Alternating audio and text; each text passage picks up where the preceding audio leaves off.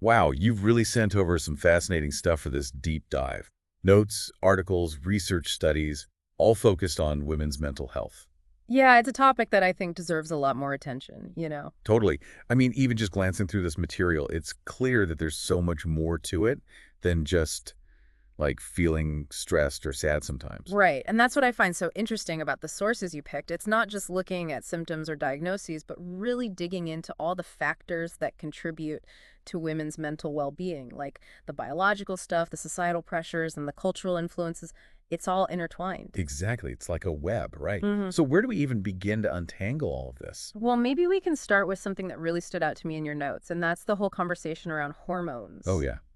Hormones, like the elephant in the room when we talk about women's mental Well, health. exactly. And it's not just about mood swings, like some people might joke about. Right. I mean, we all know that hormones fluctuate throughout women's lives, but I don't think we always connect the dots between those shifts and the impact on mental health. Yeah. And that's where some of these sources get really interesting. Like they delve into how hormonal changes during puberty, menstruation, pregnancy, postpartum, and menopause can significantly affect a woman's emotional and mental state.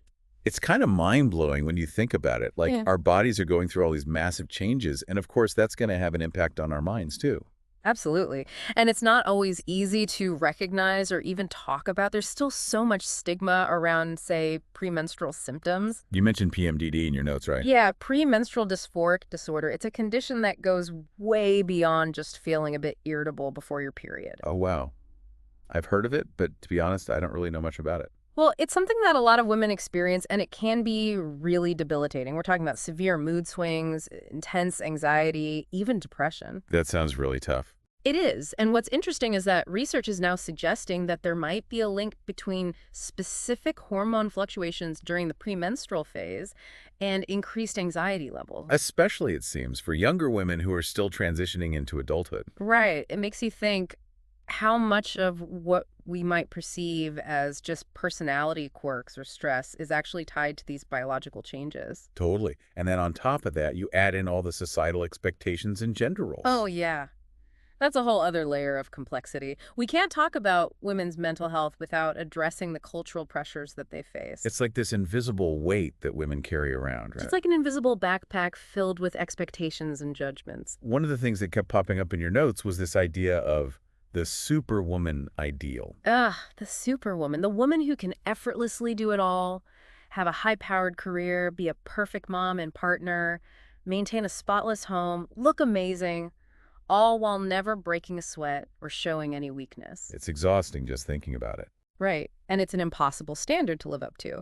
But the thing is, so many women internalize this ideal, and they end up putting immense pressure on themselves to be everything to everyone. And it takes a toll, doesn't it? I mean, it's not surprising that studies show a link between this kind of pressure and higher rates of anxiety and depression in women. Absolutely. And it's not just the pressure to achieve, but also the pressure to conform to certain roles. Like, the expectation that women should be the primary Oh, caregivers. yeah, we see that a lot, don't we? Yeah. This notion that women are naturally better suited to nurturing and caregiving, which, let's be clear, there's nothing wrong with being a caregiver, but the problem arises when it becomes an expectation, a burden that's placed disproportionately on women. It's like that saying it takes a village, but somehow the village often expects one woman to do it all. Right.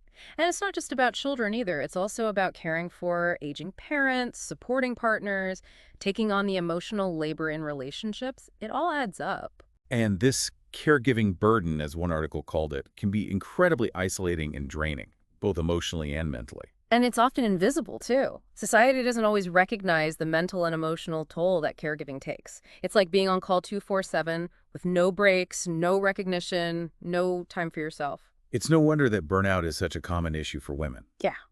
But we also can't ignore the impact of trauma on women's mental health. You flagged several sources that discuss PTSD, right? Yes. And this is a really important but often difficult conversation to have because the reality is that women are disproportionately affected by trauma, particularly sexual violence and domestic abuse. These experiences can have a devastating impact on their mental well-being, leading to PTSD, anxiety, depression, and other mental health challenges. It's heartbreaking, and it makes you wonder if enough is being done to address this to support